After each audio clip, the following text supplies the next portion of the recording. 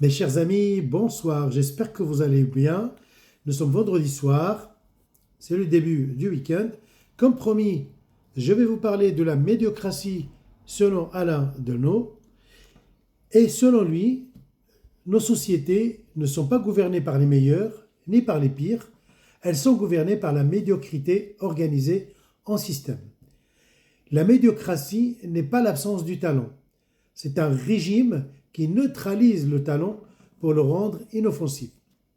Le médiocre, chez l'auteur, n'est pas idiot. Il est compétent, mais toujours à moitié. Il fait le travail sans jamais le penser jusqu'au bout. Ce personnage occupe une position centrale, ni excellent, ni incompétent. Il devient indispensable parce qu'il ne dérange personne. L'excellence fait peur au système. Elle pose des questions, elle exige, elle juge. La médiocrité, elle, s'accommode de tout. Delon analyse d'abord le monde universitaire. Le chercheur devient gestionnaire de sa propre carrière et produit des articles, pas des idées. Donc il y a un manque d'originalité. La pensée profonde ralentit la machine.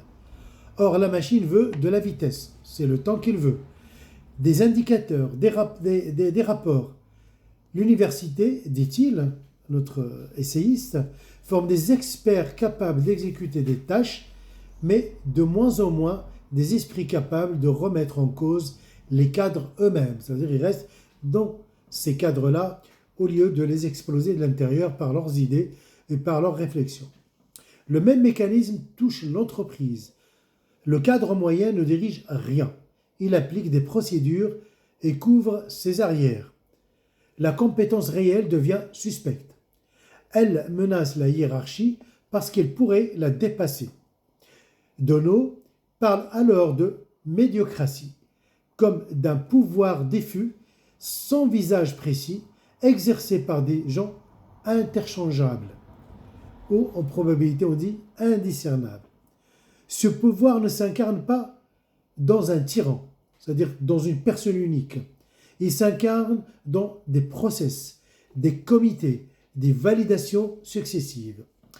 Personne ne décide vraiment. Tout le monde signe. La responsabilité se dilue jusqu'à disparaître. C'est une idée forte du livre. La médiocratie dépolitise. Elle remplace le débat par la gestion. On ne discute plus des fins, on discute des moyens, des budgets, des indicateurs de performance. Le langage lui-même s'appauvrit.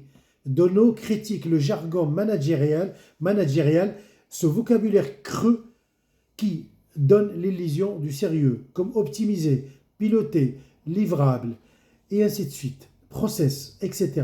Des mots qui remplacent la pensée par la procédure. La médiocratie a aussi une dimension morale. Elle récompense la prudence, la docilité, l'absence de vagues. Celui qui prend un risque intellectuel ou politique s'expose. Celui qui reste dans les clous progresse. Le système sélectionne donc structurellement ceux qui ne dépassent jamais un certain seuil d'audace. Delon insiste, ce n'est pas une théorie du complot.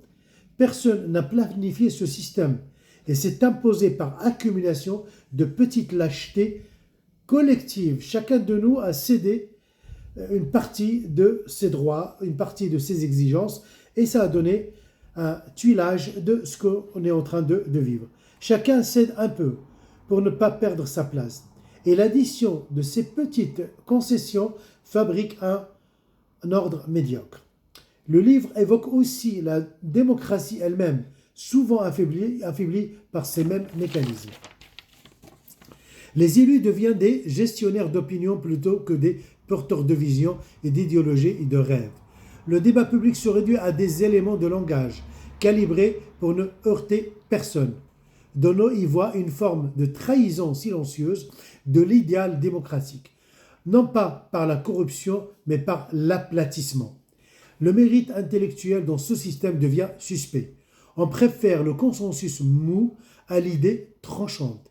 L'essai ne prône pas la nostalgie d'une élite ancienne, Donneau n'appelle pas à un retour de l'aristocratie. Il appelle plutôt à retrouver de l'exigence, du courage intellectuel, une capacité à dire non. La médiocratie, conclut-il, n'est pas un accident de nos sociétés. C'est leur mode de fonctionnement normal, presque invisible. Elle prospère précisément parce qu'elle ne s'annonce jamais comme un pouvoir. C'est peut-être la thèse la plus dérangeante du livre. La médiocratie ne se combat pas en dénonçant des coupables, mais en refusant individuellement de jouer le jeu de la prudence pertinente et permanente. Merci beaucoup.